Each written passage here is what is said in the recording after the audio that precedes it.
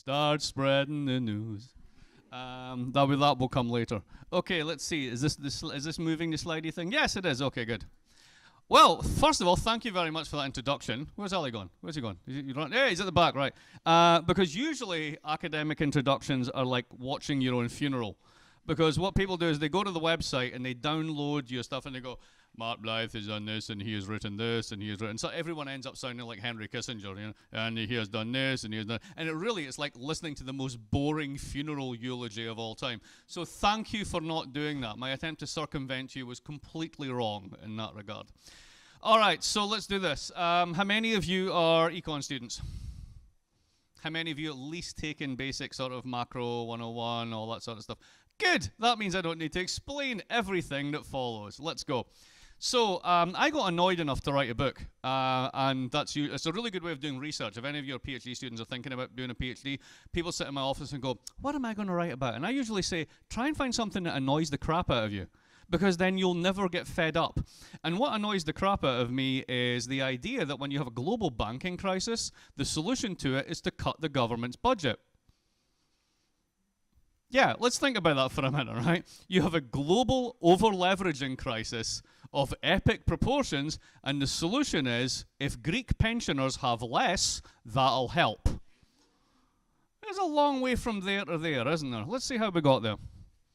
So, why would anyone think that the solution to a banking crisis is to cut government spending? Especially when this happens. So this is basically Eurozone debt to GDP. As you can see, that orgy of public spending that we had to correct for going into the crisis was in fact a reduction of public spending going into the crisis.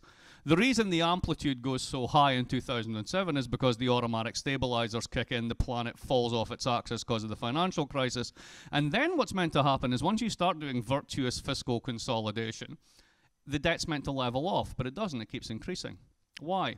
Because if you have a bunch of countries that are all each other's major trading partners, they all share the same currency and therefore the same unit of account, unit of exchange and store of value, but none of them get to print it, and they all try to save at once, then arithmetically somebody isn't spending.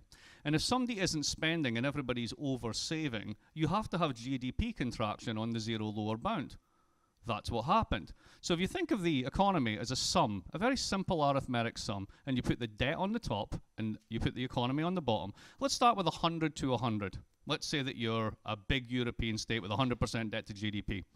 And you decide that the best thing you could do is to incentivize business to get us out of this recovery is by making them spend more on investment.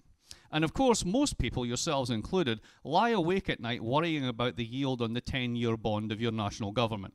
You don't worry about the fact that your wife's about to lose her job or you're about to get your mortgage taken from you. You worry about spreads, because that's what the models tell you. So you're worrying about spreads, and you think, if only the government would cut welfare spending. Because if they were to seriously cut welfare spending, because in the sum, government spending is 40% of GDP, imagine that they cut spending by 50%.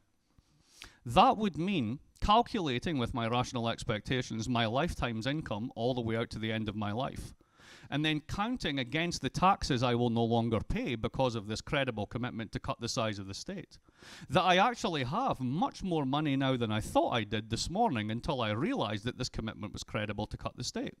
Now that it is, I will pay so much less tax that in real terms I have so much more money now, we will all run out to IKEA and buy a couch, thus curing the recession before it happens. That's actually how the model works, folks. That's the confidence fairy. It's bollocks. Nobody thinks like that. Nothing works like that. What actually happens is when you whack huge bits of GDP off the public sector's balance sheet, the GDP shrinks, and the constant stock of debt gets bigger rather than smaller. So all those countries that shrunk their GDP ended up with more debts rather than less, despite the fact that they weren't spending any more. Et voila. Now, what's really behind this? This is the greatest moral hazard trade in human history. And I love being in France to talk about this because your banks were right at the center of this. So here's the story that everybody likes to tell about the euro. Back in the day, that red line is Greek debt. You got 25% for just holding a Greek 10-year. Wow. Now, if you go to the bank just now and put your money in a savings account, how much do you get? -3 in real terms. So that's amazing, right? But those other lines, they're like, Ireland, Slovenia, France is over there. Look, you're getting 15% for holding France in the early 1990s. I mean, was the default probability that high? Probably not, but at least the bonds were priced in the sense that it was pricing in exchange rate risk and inflation risk. Now, when you announce in 1992 that you're going to have this thing called the euro, you have just told everyone that you're going to turn over all those printing presses to the Germans. And they don't like inflation. So inflation has just been taken off the table, and you don't have your own currency now, so exchange rate risk has just disappeared. So, voila, number 2, those prices are going to converge. And over time, the more credible the commitment becomes, and the more you see the ECB is going to only care about inflation and so on and so forth, these bonds will converge and everybody ends up with basically the same interest rate as Germany. And that's what happened, right? No, that's not what happened at all. It's a really nice story. Here's what actually happened. If you were a French banker in 1990, Greek bonds are thinly traded, but you got 25% for holding them. You got 15% for holding French debt. How difficult is your job in terms of making money? But this euro thing's going to come along and screw it all up. So how do you make money on a declining spread? You use what's called a volume convergence trade. You basically buy as much as the stuff you can at the same time as taking on as much debt as you can to amplify the leverage. And over that period, the balance sheets of your big European banks, particularly French banks, we could name names, but we'll get to that later, got really, really big. To this point that some of them are 100% of French GDP. And the French government just gave its printing press to a bunch of guys living in Germany. Which means if those banks get into trouble, there's no one to bail them out, except the guys who have now got the printing press, and they're Germans, and they're not going to do it. So that was called credibility. It was also called stupidity. Because it was inevitable that banks that were running operational leverage of 50 to 1 on an average Tuesday, which meant a 3% turn against their capital base would effectively render them insolvent, would eventually get into trouble. To think about how we didn't think that would happen, are any Brits here? No Brits? That's good. Anyway, if there were some Brits, there's a quasi-Brit at the back. We had a bank called Northern Rock. This was Northern Rock's business model. I will borrow overnight on what's called a short-term repo market, and then lend out for 30 years. So I'm borrowing 24 hours to lend 30 years, and I'm renewing those loans every single night for 30 years. I'm making an infinite bet on perfect capital market liquidity. You're an idiot. You should have your banking license revoked. So we built a system that was both too big to bail and too big to fail. That's why it did this. Now, everybody's got the same interest rate until the crisis hits. And then, whoops, the Greeks start going up. Why? Well, notice there's actually a bump before the Greeks start going up. In fact, the yields started to spread apart a year before the Greek crisis. Well, why was that? Well, this goes back to the ECB, because the ECB, it turns out, until Draghi actually took over, wasn't really a central bank. It was more accurately thought of as a currency board with an inflation target. Because in 2011, in the midst of a structural deflation and banking crisis, it raised interest rates twice, which makes no sense whatsoever. But that was its mission, to fight inflation, regardless of the economic conditions around, and it had a constitution to make sure that's the only thing it thought it could do. So you have a liquidity problem in a banking system that's run out of liquidity, and you have a central bank that doesn't think it's a central bank. What do you think's going to happen? Strangely, I have a slide that covers that. And here's what happened. So here's France. This is the percentage equivalent of GDP of assets from Portugal, Ireland, Greece, Spain, the eponymous pigs, that's held by French banks in the middle of 2011. Equivalent to 1/3 of French GDP. Now, if you're running a bank with 50 to 1 op leverage on an average Tuesday, and you've got that much crappy assets that the market is pricing to infinity and beyond, and you have to sell them in an emergency, what just happens to your funding structure? You just went bankrupt. And so did the Netherlands, and so did Portugal, and so did Germany. So what was everybody doing in 2010 and 2011? They were pricing in contagion risk for the entire European bond market. Because if you go back to here, whoops, people got fooled into thinking in the middle bit there that these were international bonds. They were de facto European bonds.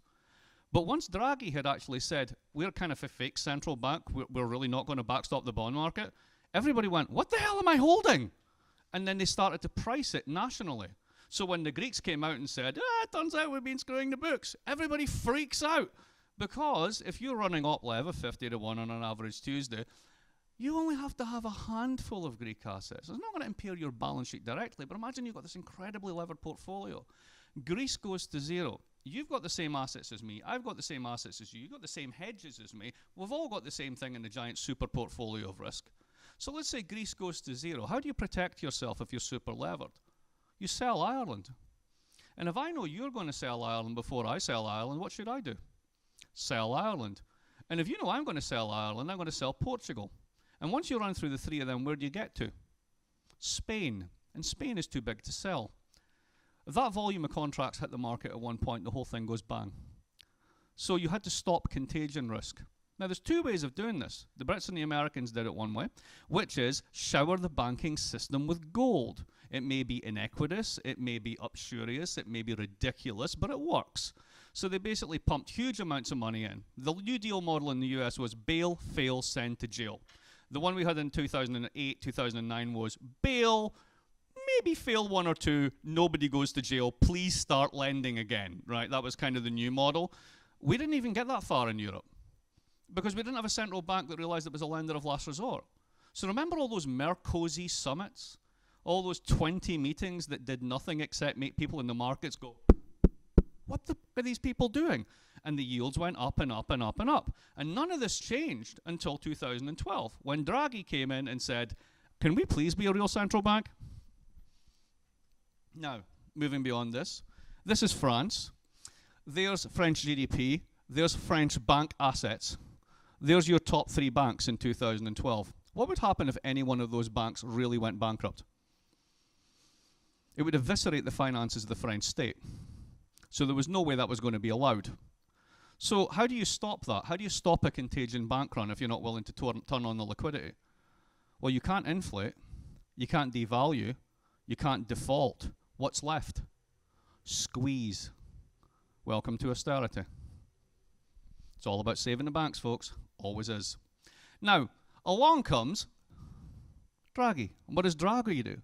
Member states can't devalue or default, so they have to contract, unless the ECB finally decides to act like a central bank. And what you have here is the Italian 10-year. So this is basically Italian 10-year going up to 7%. 7% was regarded as the we really are now in trouble, warning, warning, Jim Robinson, we're all going to die signal, right? So you get up to there, and eventually in November of 2011, he dumps €1 trillion into the market. You can see it goes, the yields go down, but then they go back up because nobody really believes this is going to fix it. So he does the LTRO2, and he sticks another $500 billion in the market. That goes down, but it starts to come up again. The second circle, that's OMT, outright monetary transactions. That's the promise to buy bonds. Now, the minute you do that, all that contagion risk disappears.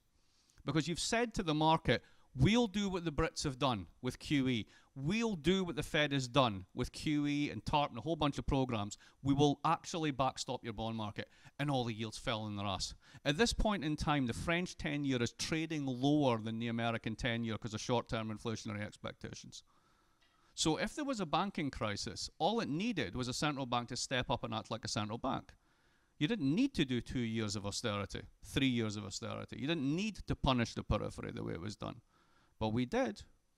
And that was actually quite tragic, because what you needed was a giant liquidity dump. And eventually we got it.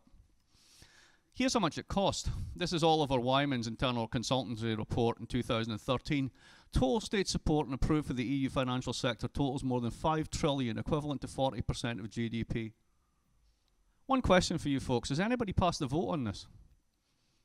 Has there actually been any democratic oversight of that much cash going out of European taxpayers' pockets to prop up the financial sector? The answer is no. Read the bottom line. Otherwise insolvent banks have been recapitalized, and the monetary policies of the ECB and national central banks have allowed themselves to do this at low cost. So what we have, in financial terms, is a class-specific put option. So how does that work? Well, imagine the following. When you bail out banks, you bail out people like me, because I'm old enough to have a pension, and I have assets, and I have shares, and a portfolio, and a house, and a mortgage, and all that shit. And the interesting thing is, and you don't, and you're not going to get it either, because we've got it all, because we're greedy. And here's the thing. The bank's assets are my liabilities, and my assets are the bank's liabilities, and it all sums to zero. So my mortgage is a pain in the ass for me, but it's the bank's income stream. And I like having a house, and if I ever go bankrupt, which will never happen because I'm a professor, it's ridiculous, I shouldn't even have a retirement portfolio. But nonetheless, if I did go bankrupt, the bank doesn't want my condo, but they are other sides of the balance sheet for each other. Now, when you bail out banks, what you're really doing is you're bailing out the assets and incomes of the top 20% of the income distribution. Now, you've got to pay for that, because what you're doing is you're turning private sector debt into public sector debt. So what do you then do once you've turned, for example, Spanish debt to GDP from 26 to 96? What do you do when you turn Irish from basically, I think, net 16 to 86 to now over 100? Well, you got to make cuts, right? It's that terrible debt. We've been spending like drunken sailors. Well, who consumes government expenditure? The bottom 80%. So people like me have an implicit insurance contract on the rest of the taxpayers in society to bail out my assets when my risk takers get into trouble. That's actually what happened. But you'll never hear a politician talk about it that way, because it's the top 20% that ultimately counts. God, that sounds Marxist, doesn't it? Anyway, so if a banking crisis that was cured by backstopping the bond market why would you keep doing this? And the answer lies back in the mysteries of time. This is John Locke, or apparently that's what somebody thinks John Locke looks like. Hang on a second. Yes, on time, good. So, have you ever read the Second Treatise of Government? Anybody? Hands up if you read the Second Treatise. Most of you are ignorant. Go away and read it immediately. So, in the context of the English Revolution, when he was writing on the side of let's get rid of the king, the reason he was writing that stuff down wasn't because he had some fundamental concern with freedom and liberty, it's because he wanted to run the state. And why did he want to run the state? Because if you run the state, you can get rid of peasants. And if you can get rid of peasants, you can basically grow sheep. And if you can grow sheep, you can sell the wool to the Germans and get their silver, so you can get really rich. That's kind of what the whole deal with the enclosures was in the whole English Revolution. So basically, you need the state to make markets. You mean they're not given by God? I'm afraid not. So you need to basically enclose and have laws and create property and do all this sort of stuff. And when you do that, Locke knows, it's right in the book, that this generates massive levels of inequality. Now, if you're going to generate massive levels of inequality and dislocation, you're going to need someone to police those distributions. That would be the state. But here's the problem. If the state's strong enough to protect your assets, it's strong enough to steal them. This is why the Americans have the Second Amendment. It's written right in, it's hardwired into liberalism's DNA. And the problem is, if you need states to create markets and you need states to police the distributions the markets make and keep them stable, it's expensive. But given that the inequality skew is incredibly extreme if left unfettered and there's no redistribution, very few people will have to pay an enormous amount of tax to protect their assets. And they don't want to do that. So imagine if I could come up with an option on the future that would allow people at the top not to pay taxes. What's that called? Government debt. Are there any Italians in the room? Excellent. Why is Italian debt, why is Italy the 17th largest economy in the world and yet it has the 3rd largest bond market in the world? I will answer that for you. That was a rhetorical question. There's a bit where you go, no, actually, you can puzzle this out, right? Here's the question. Do Italians hate their state? Yes, with a vengeance, right? They're a bunch of shits, there's no doubt about it, right? So if you go down to the Council of Deputies, across the road from the piazza, there's a restaurant called Il Privilegenza. So imagine actually having a democratic house, and then you come across the road, and there's a restaurant called the Privileged Ones, right? They hold people in utter contempt, right? So you don't want to pay those guys taxes, right? So what do? You lend them the money. 60% of Italian debt's domestically held. You will lend the bastards the money, and you'll get it back with interest, but you won't pay taxes. Very liberal of you, even though you're a bunch of Catholics. Now, this becomes an option on the future. But here's the problem. David Hume comes along, and in his essay on public debt and his other essay on money, both of which are worth reading, you have 3 of the foundational ideas of modern macroeconomics. The first one is the long-run neutrality of money. In the essay on money, he says, you should always give monies to the merchant classes. You should leave them in charge. They're better than kings, they're better than sovereigns. Why? Because we know what to do with the money. So our sinews of commerce are energized by giving the merchant classes money. But it's not a panacea. I mean, you'll get a short-term boost, but at the end of the day, it has to be put into productive assets. Hello, that's the long-run neutrality of money thesis. But it's class-specific. Now, he then says something else very interesting. So there's this thing called debt, and I like it, but I worry about it. It's nice to have a bond market, and basically people like me can invest in it. But in order to invest in it, I'd need to get equivalent, more or less, to the real rate of return of investing in real assets. Now, real assets are risky. Investing in a business, it's uncertainty, you don't know what's going to happen in the future. Government bonds, dead simple. They issue the currency, I then swap the currency for the option, they give me back the debt it's great, right? So this is easy money. Now, what happens if everybody decides to do easy money rather than hard investment? You crowd out the market. Welcome to the crowding out hypothesis. So once you crowd out the market, he's a wonderful phrase in this essay where he says, all of the gold and the silver that connect the sinews of commerce will be rushed out of the country. We will all end up in debt to ourselves and worse still to foreigners. The result is penury and death.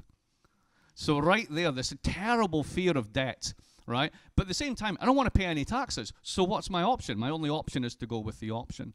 Now, Adam Smith comes along. For those of you who read The Wealth of Nations, you know he's obsessed with parsimony. This notion that we're hardwired to save, which is really the grounding as to why savings equals investment. Because it has to, because you would be mad if you didn't invest your capital stock.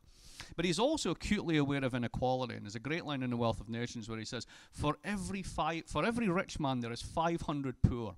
And were it not for the firm hand of the civil magistrate, he would every night sleep insecure, as would be his investments. I mean, literally, could you say it more plainly? My favourite line from The Wealth of Nations is the following. Civil government, insofar as it is instituted for the defence of the rich against the poor, or those who have property against those who do not.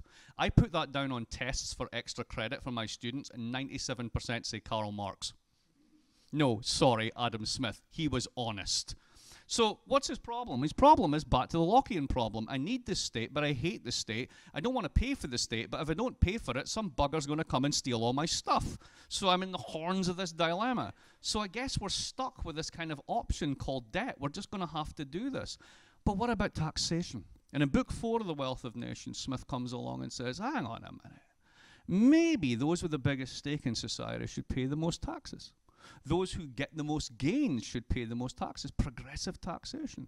And Smith is rightly famous for that. What he's not famous for is what comes next. Because if you read to the end of that section, he basically says, bugger that. I'm not paying all that because it's just me and a handful of my mates. So he quickly reverses course and goes for a proposition which is the core proposition of the modern American Republican Party. Let's have a national consumption tax.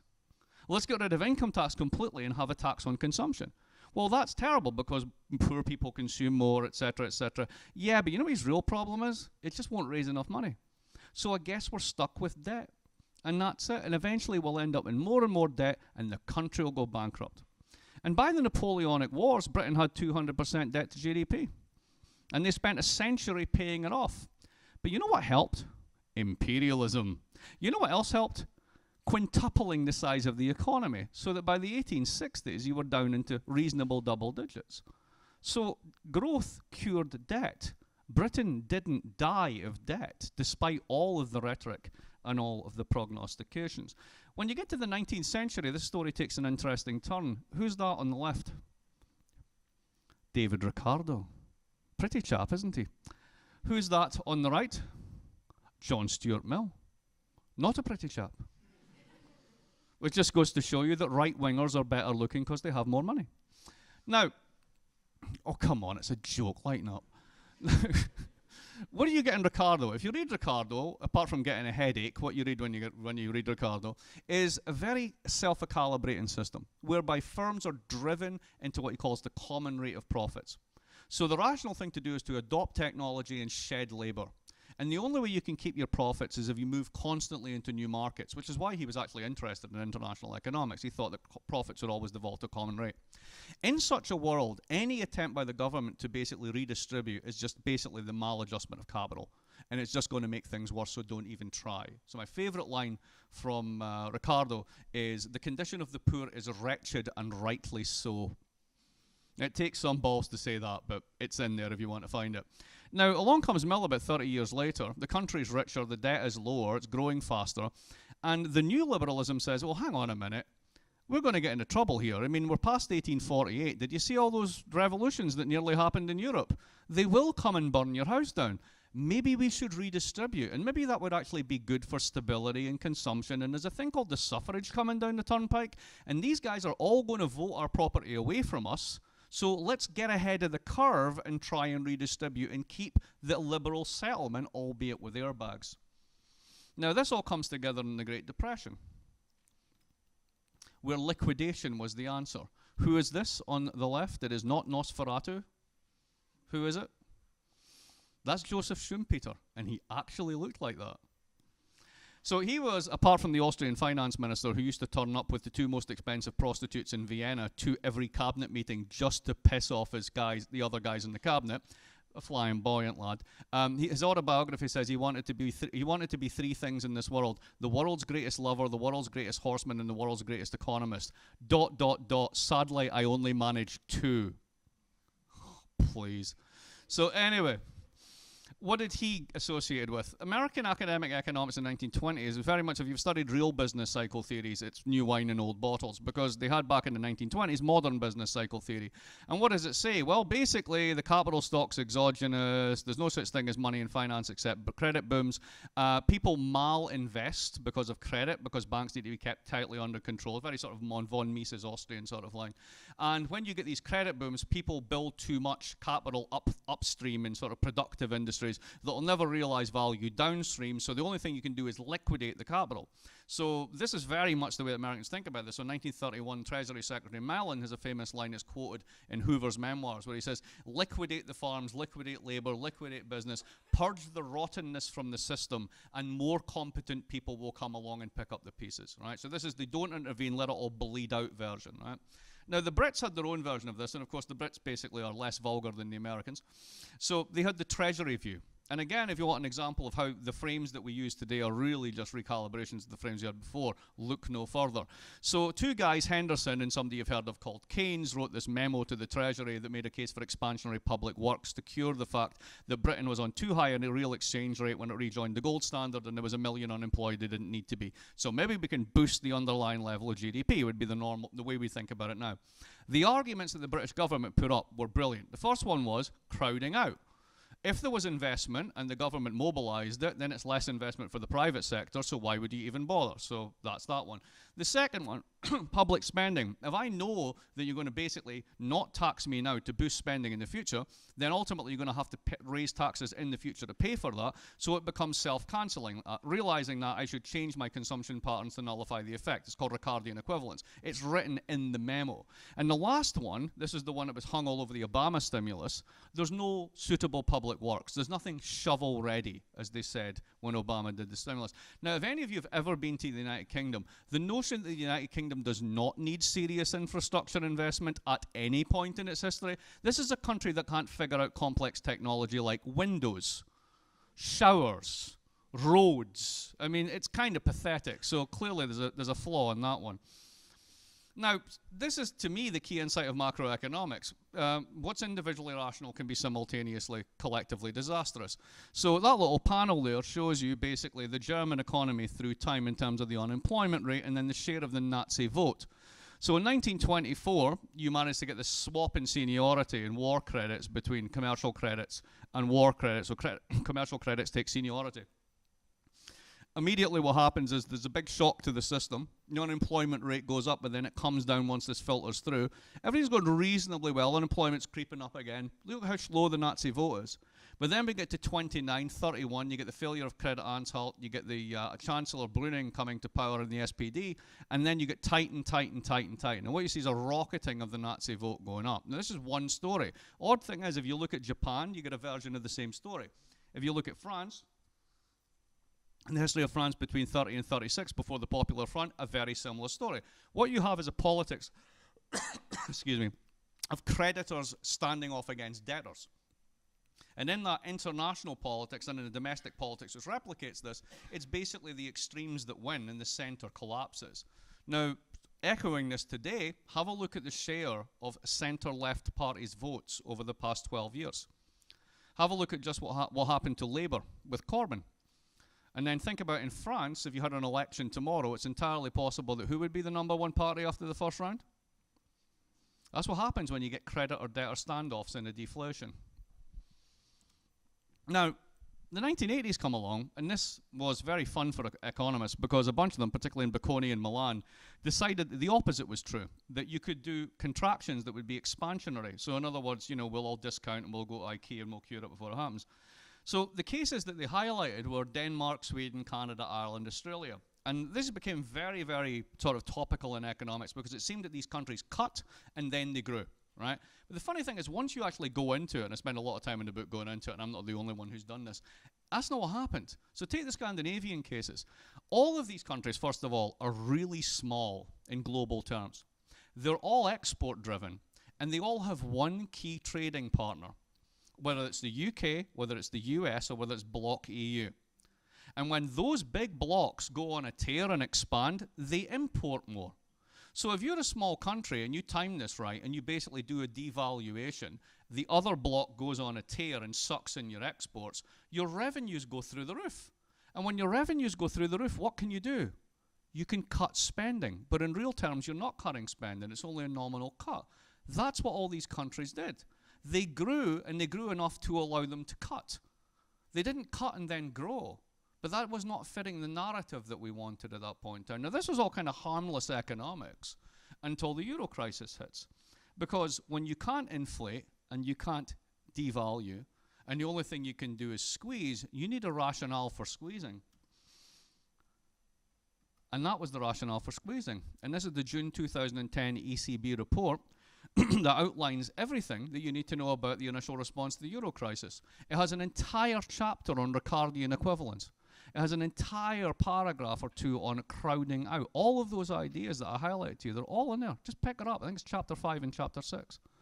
And it basically outlines the Troika and conditionality packages, the structure of bailouts. They should be based upon cuts rather than taxes. And it says that simultaneous contractions, even in a low interest rate environment, will not be contractionary. They will be expansionary because of the effect on confidence. So here's the fun bit. Let's work out how this worked out. So think about this as an investment proposition. What's your return on equity if you were to basically buy that argument and invest in contractions in 2008?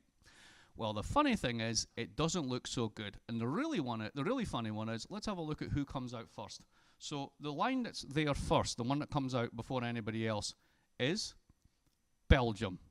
Are there any Belgians here? There must be one Belgian in there. Statistically, there must be one. No? Okay, fine. Well, so you haven't heard much about the Belgian austerity package, have you? Because there wasn't one. You haven't heard about the Belgian fiscal expansion package either, because there wasn't one. In fact, Belgium didn't have a government between 2008 and 2010, which meant no one was around to screw things up, which is pretty much why they bounced back before anybody else. I'm not being facetious. I actually really believe this. The second one, of course, is Germany, and of course that's because they make things the rest of the world wants. As the owner of a TDI diesel Volkswagen, I'd like to say, fuck you. But they still make stuff that people want. In fact, we've got 2 of them, so I'm doubly pissed. But nonetheless, why are they able to bounce back? Well, because they live and die off of exports. And who just did a giant stimulus? America and China, the people who buy your BMWs. So that's perfectly explicable. Who's next? Good God, it's France. They didn't even have such a terrible downturn in comparison to everyone else. It's sclerotic, immobile, unentrepreneurial, cretinous France. I've been reading the Financial Times for about 20 years, and every 6 months you can set your clock by the fact that there's a 3-page special issue on why France is doomed.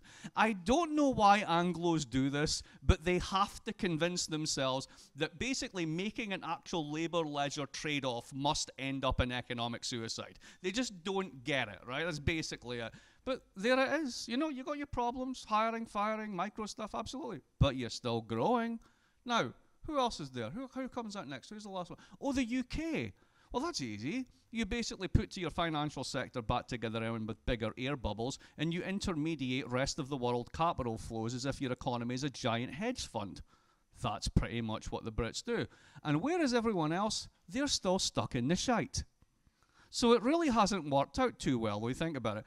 And have a look at Greece. They've lost 30% of GDP, and their debt has, in real terms, doubled, despite cutting all that. But Europe is on the mend, so it must have worked. Spain is now growing at 3.1%. As you can see, Portugal is growing at 1.5%. Even sclerotic old France grew at 1%. The euro area as a whole managed 1%, and even Italy managed 0.5%. You haven't grown since the minute you joined the euro, and you finally got one. You know, there's a clue in that. You haven't grown at all since they joined the euro. I mean, I'm just saying, right? So anyway, problem solved, right? Well, maybe. See, the Bank of Spain report in July said that the drivers of the Spanish recovery were basically import collapse. In other words, people haven't got any money to buy imports. Cheap oil and quantitative easing effects. 69% of Spanish workers under 25 are on temporary zero-hour contracts. And think about the knock-on effects onto that, onto credit markets, right? So we're booming again. We're growing, right? I've got a job. Let's go get a car so I can go to work. Great. Can I see your employment contract? No, I don't have one.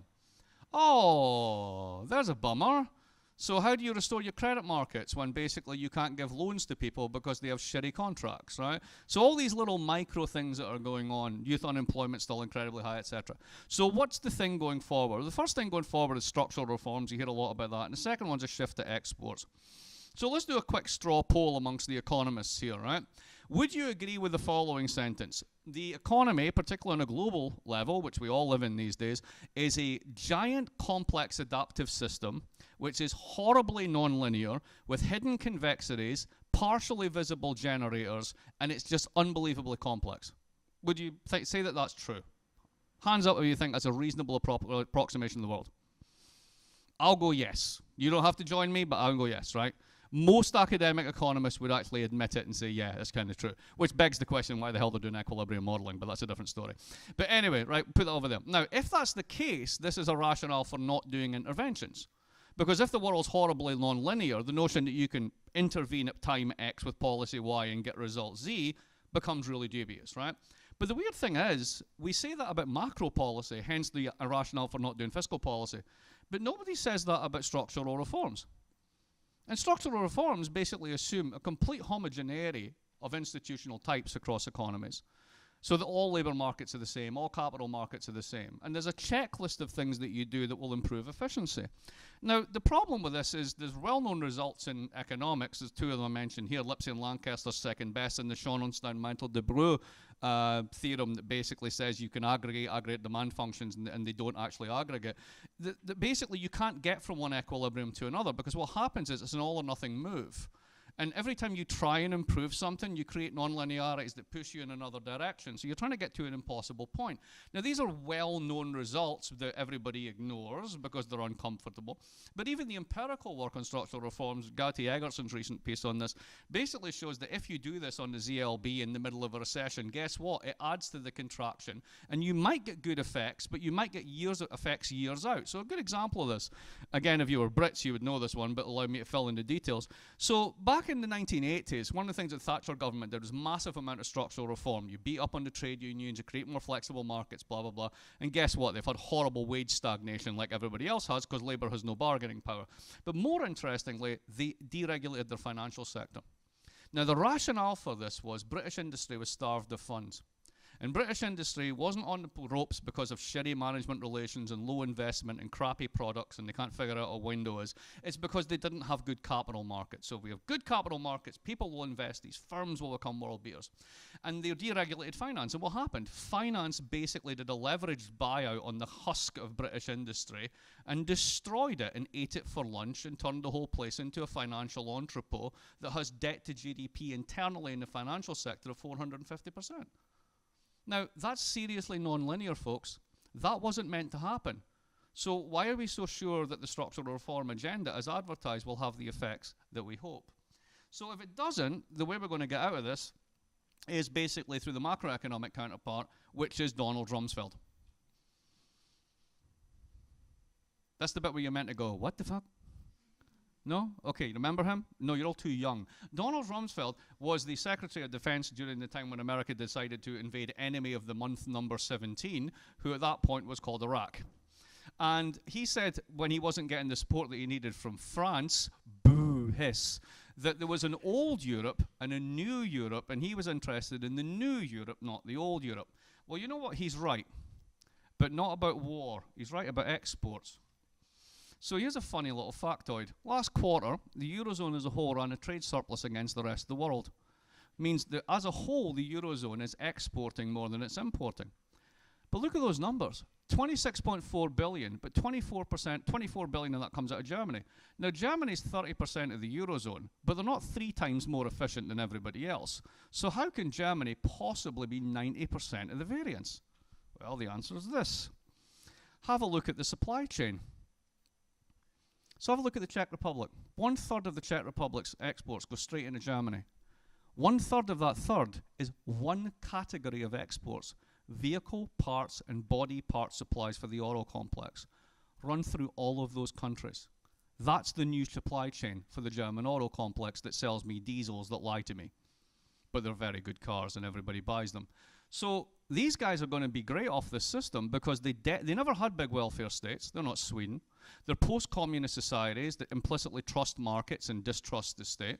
And basically they have a lot of skilled, relatively young labor that's mobile, and investment rates are very, very high there because they don't have trade union protections and all the stuff that you've got here in France. And they're making money hand over fist. So as far as they're concerned, everything's fine. Now, remember the Greek crisis in the summer? Who were the first countries out to tell the Greeks that they were worth nothing? There's your list. Now, turn the other side round on this one.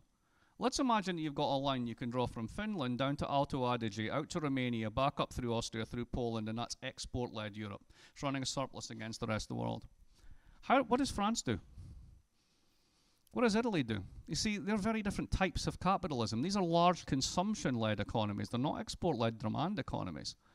So imagine you've signed something called the Fiscal Compact that says that you've got to run a balanced budget, and one part of the currency zone is running an export surplus against the rest of the world. Homework assignment for your international monetary economics class. Go through the identities in the national account and figure out what's got to happen. They've got to run a contractionary policy domestically to offset the surplus. So what you're basically saying is France is going to have to run a near permanent austerity budget the more that Germany and Eastern Europe exports to the rest of the world. Ouch. That doesn't sound like a solution to me. I've got some charts I won't bore you with because they look ugly, but basically what they show is for the Czech Republic and Hungary, these guys have rebuilt their capital stock, they're exporting, the Germans are importing their stuff and it's going out into the rest of the world. So what does all this mean? Eastern Europe is to run chronic deficits, now they're all running surpluses. They've integrated into the German supply chain, they've rebuilt their capital stocks, and that's now active. So the key question is this secular or structural? We've seen this story before. Have you ever heard of the East Asian financial crisis? All those countries ran deficits, chronic capital importers. And then they went bang in 1997 and they said, we are never going to go back to the IMF. We're going to build up gigantic surpluses to make sure we don't have to.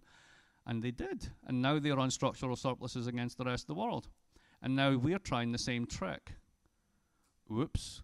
Because that can only work if somebody's importing. Now, if 2/3 of the world economy is exporting and 1/3 is importing, what's that 1/3 called? The United States of America.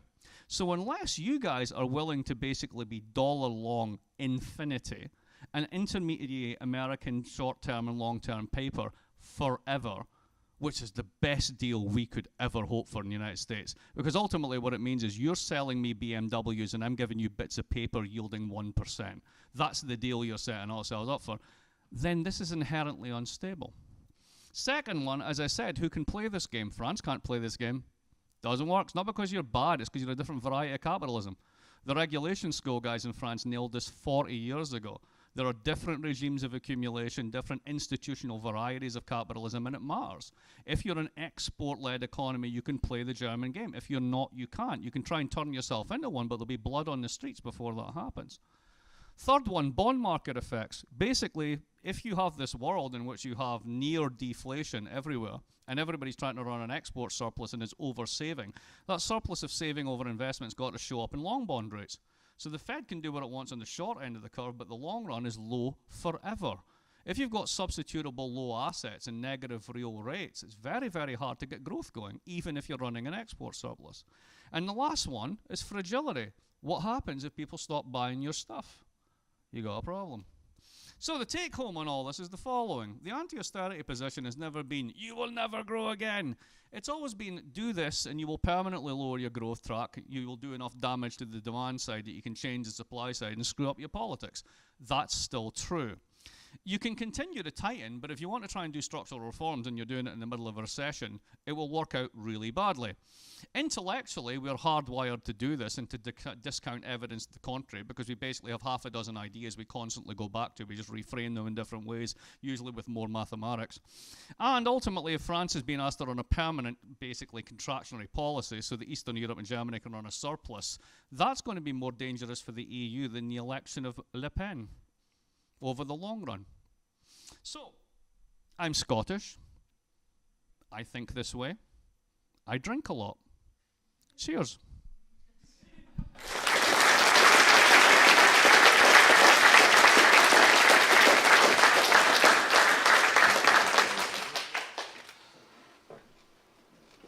Вопросы, ребята?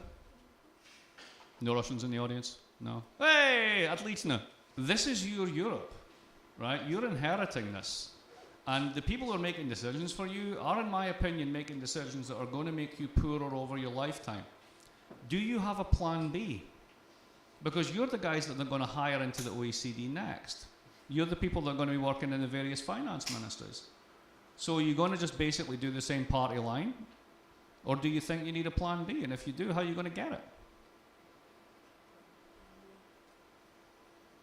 To use my favorite line from hedge fund investment, yours to fuck up.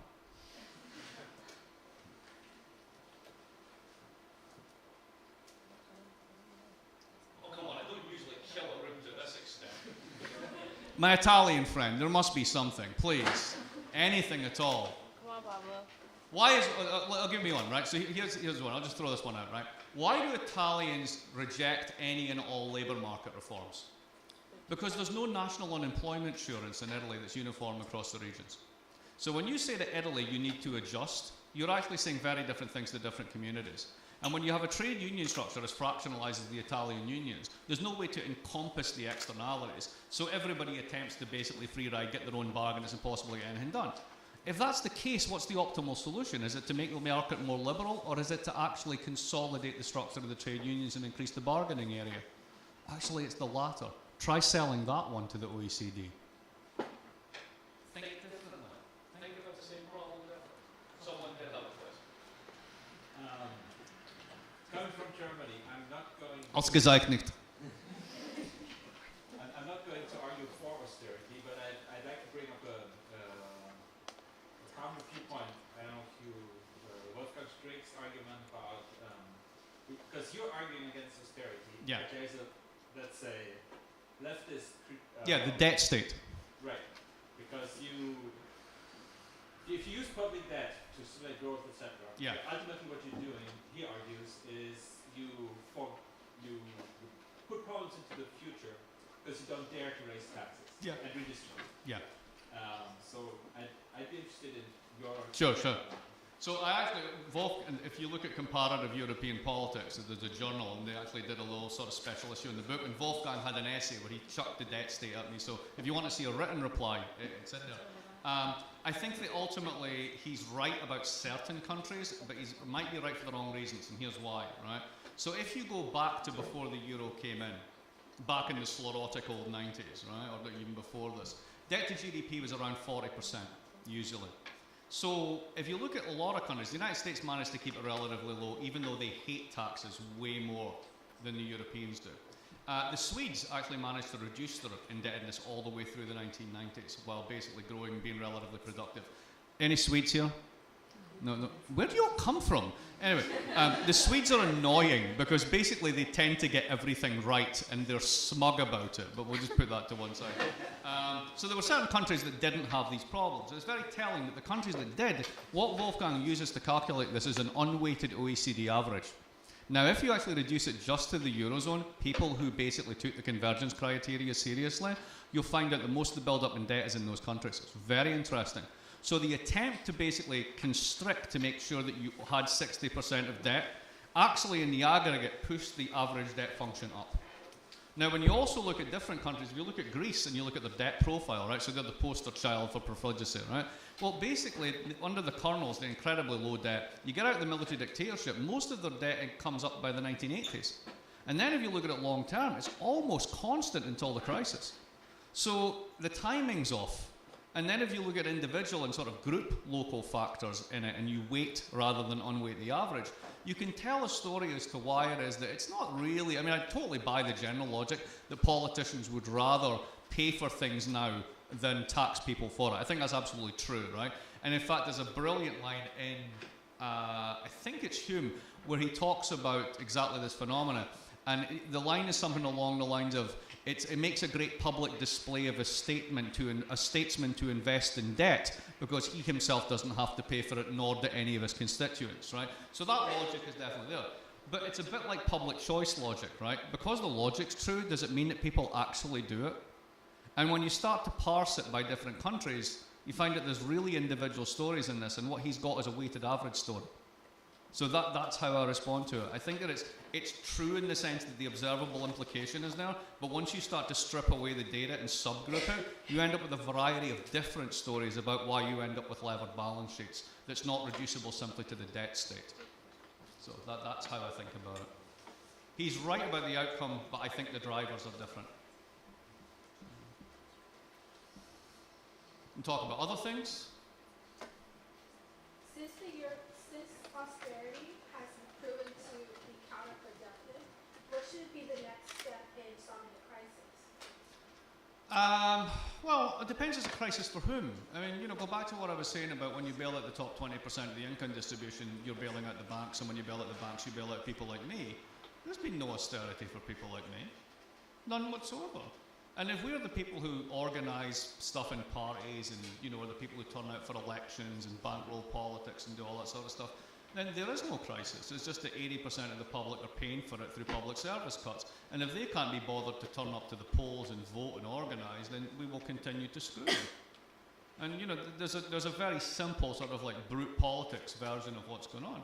Now, to me, the simple story on all this, and again, the OECD, where I was today, are actually quite receptive to this message. We know that the current world is not, the current policies aren't working, right? We're 7 years out, growth is terrible everywhere. We're celebrating the fact that Spain's created 1 million part-time jobs. I mean, seriously, that's what we're celebrating these days? The bar's pretty low, right? And when I was there today, I said the following. I said, look, imagine the following. Imagine you'd sat in a room in 2007, and you got together the world's central bankers and all the smart guys, Larry Summers, all the rest of it. And you'd said, right, lads, let's have a few drinks, we're going to play a game. So they have a few drinks, and you say, all right. Now imagine the following. It's 2007. We're going to have the mother of all banking crises, right? Big shit in the banking system. And what we're going to do is we're going to have a big fiscal stimulus, at least in some countries, but everybody's going to do between 3 and 5% of GDP. Then we're going to move into a huge period of fiscal consolidation at exactly the wrong time. But to counteract that, we're going to have practically negative real interest rates. We're going to shove between $7 and $13 trillion into the global money supply.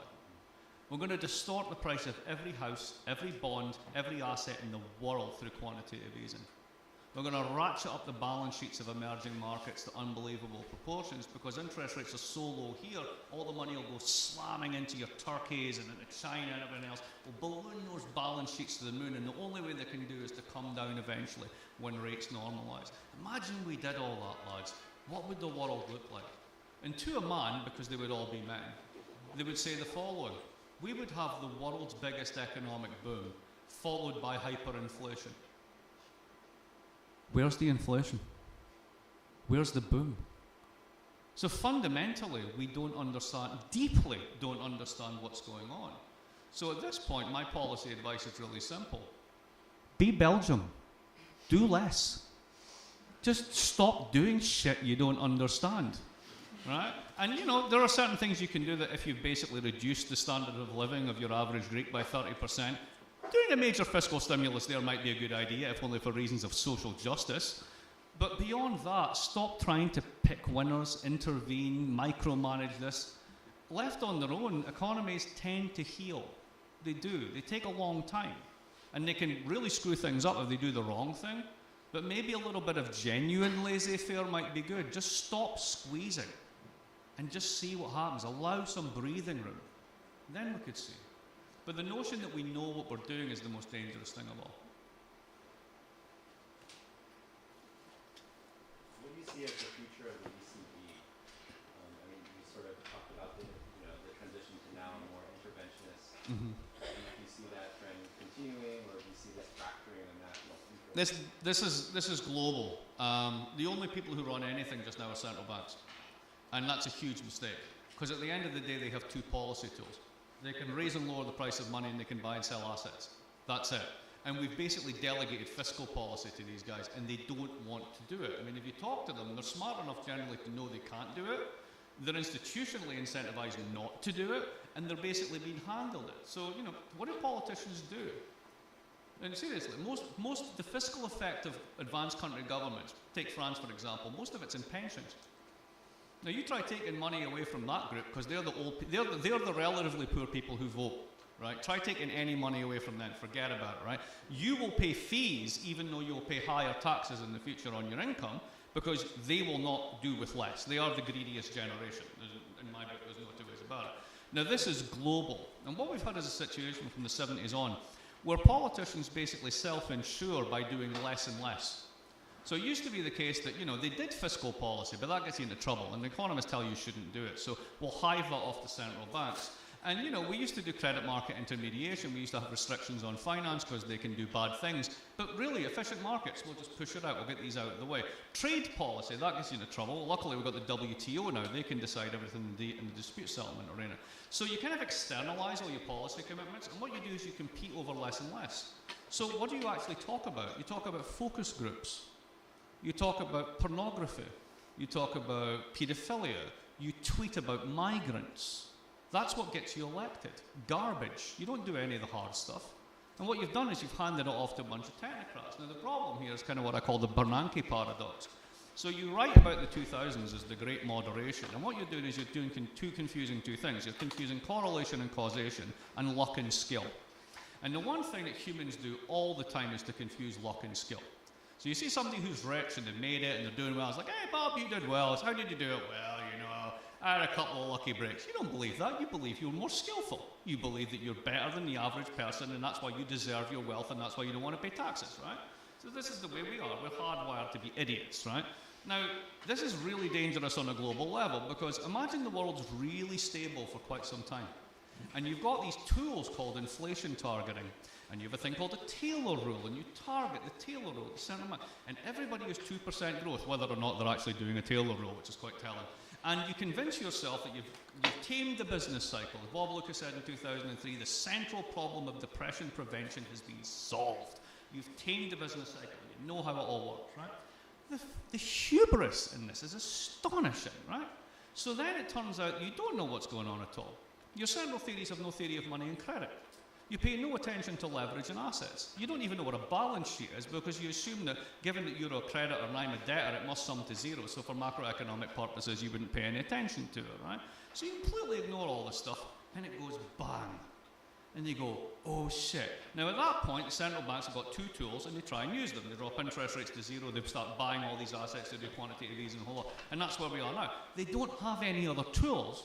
But meanwhile, our fiscal arm has decided that you shouldn't do fiscal policy because it's dangerous, and I'm tweeting about migrants because that's what people care about. Oh, and did I mention the cat video? Right? So they're over here doing this, and you're leaving all this to central banks. The central banks would love to get out of this business, but they can't give it back because there's no responsible adults to take it back. And that's really total condemnation of basically advanced economy political classes. They're garbage. And I think that really is a problem. As you can see, I get invited to Parliament a lot. So.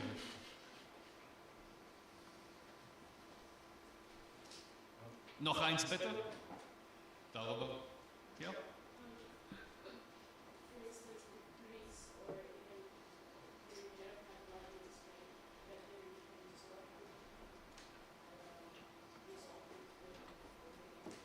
So if the regional movements in Spain got independence, not much, because they still use the euro. Still don't have a printing press, still don't have monetary sovereignty. I mean, the argument of the Catalans are actually quite interesting in this way because they're like, nothing will change. All the contracts are denominated in euros, we'll still have euros, we just won't have to deal with Castilians. That's pretty much it. So nothing really changes. And if Greece left, it wouldn't make a difference in the sense that most of the assets that matter, that could have caused contagion, are now held by public entities. The real trick, and this is the one that sadly Varoufakis missed, was that when you do quantitative easing, as the Europeans started to do just before the Greek crisis kicked off, if you look at the behaviour of periphery bond, like a surrogate for a Greek bond is a Portuguese bond, and basically you look at their behaviour and they track similarly, right? That is to say the market is pricing in the implicit default risk. So they're still looking at them as being determined by markets, right? The thing about QE, once you've said, I've got a giant vacuum cleaner and I'm going to buy every goddamn sovereign bond I can, market risk is no longer relevant. What matters is central bank policy. So once you do this, the ability to threaten contagion, which is what Varoufakis was saying, you know, if you don't do this, we'll screw your backs up, becomes null and void. So he was holding a busted flush. Now, once you get to that point, basically Greece is in the monetary hospice for the next 10 years. Eventually, the debt will be forgotten about rather than forgiven. They'll do infinite maturities, drop the coupon, basically a negative real interest rate in the bonds. But it's going to be horrible for the next decade. Any Greeks in the audience? Yes? No? Is there one? I just want to know where your bank account is. I'm betting it's Italy. No? Okay. You're going to say? Yeah, I'm probably going to butcher your point because I'm not nearly as ecstatically sharp. But at the sort of center of what you're saying, I sort of identify this point of, you don't get it, stop messing with it. Is that pretty right? much.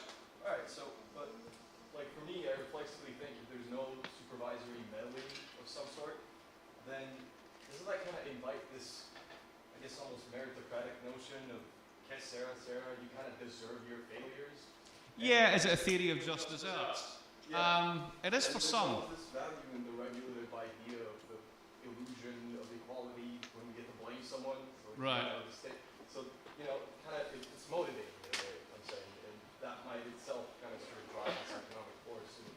That is a very sharp insight. You're right, there's a tension in what I'm saying, and it's one I've never resolved myself. I want banks to be able to go bust. Unfortunately, for that I do. I mean, I'm with the Tea Party on this one, quite seriously, right? They should be able to go bust. I mean, it's ridiculous. They have an insurance policy written by the public, and the public gets none of the equity return. It's all an insider game. I mean, this is rent-seeking on a global scale. It's outrageous. So they should be cut down to size, and they should be small enough to fail. So, I mean, for example, I'm a fan of hedge funds. That sounds odd. Why? Because they fail all the time. And their investors carry the losses. Very, very occasionally they have systemic implications. There's been one real case in 1999. Other than that, they go bust all the time. What happens if Crédit Agricole goes bust? If you go to New York and you walk down Fifth Avenue, there's a giant building, and that's the Crédit Agricole building. This is a French farmers' commune bank. What the is it doing there? Because it's become a giant derivatives desk, right? So they're just taking free options on the public. So I want those guys to fail. Problem is they're too big and they're too powerful and they're too connected and they know it, so they can play a moral hazard trade against a sovereign, which is what they've been doing for the past 20 years. I know how to resolve that, but no politician has the political will to do it. So you got to take a hit? You got to take a hit. We've got to take a hit to basically reset the system. Now, you know, this is one of my weird friends in this regard is Nassim Taleb, who's often seen as sort of like this iconoclastic libertarian. And I'm certainly not. I am at heart a Keynesian, but I mean it in the following sense. I think Keynesian economics gives you a robust counter-cyclical tool, which, if well managed, can actually not eliminate, but can certainly smooth out the consumption cycle and lead to better aggregate wage growth and a better division between capital and labour. I think that's a good thing, right? And I sign up to that completely. That form of intervention I'm 200% for, right? The problem is there's no such thing as Keynesian politicians. Who votes to correct at the top of a boom? Nobody. Hey, your house is earning too much value. I think we should put a tax on that. Good luck. See you later. Buy next week, right? The incentives all go the one way. So this is what there's two reasons why Germans have always been suspicious of Keynesian economics. Number one is it doesn't ground up from basically an order liberal conception of the micro.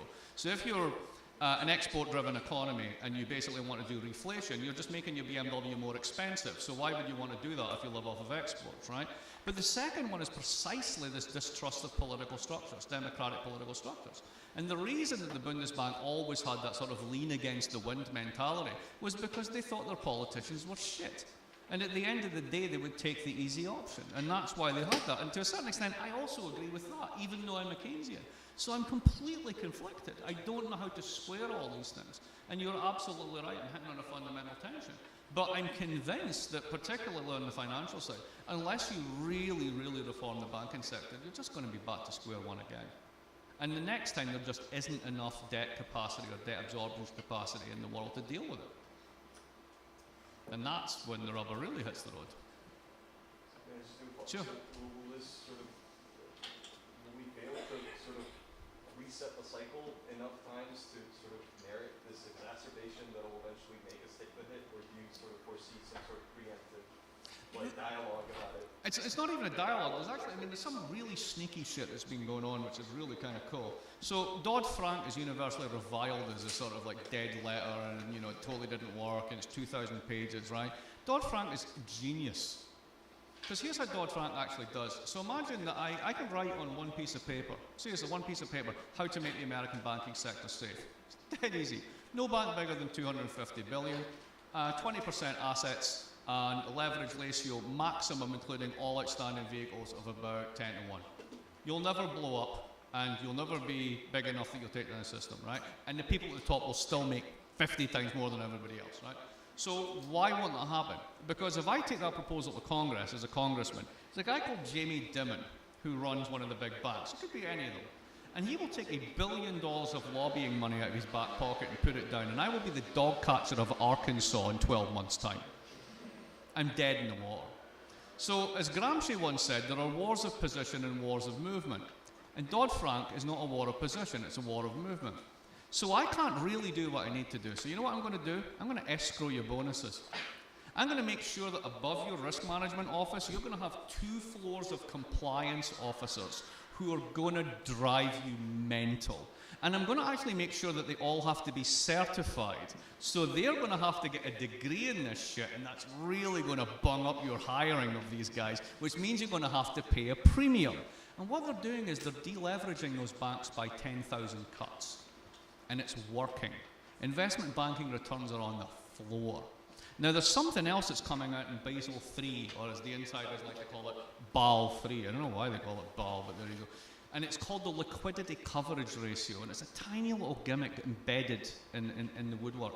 And what it basically says is that banks used to be able to do this trick called repoing their own assets, which kind of led to an infinite credit supply for them. So let's say I'm a bank, I would lend out a bunch of mortgages, I'd take the mortgages back onto my books, I would then collateralize those mortgages as a security, put it out in the market, you could sell it to an investor, or you can take it back onto your own book as a different type of investment and then pledge that against more lending and bring that onto the book to make more of these loans, right? The liquidity coverage ratio stops that. You can't do that anymore once it's fully implemented.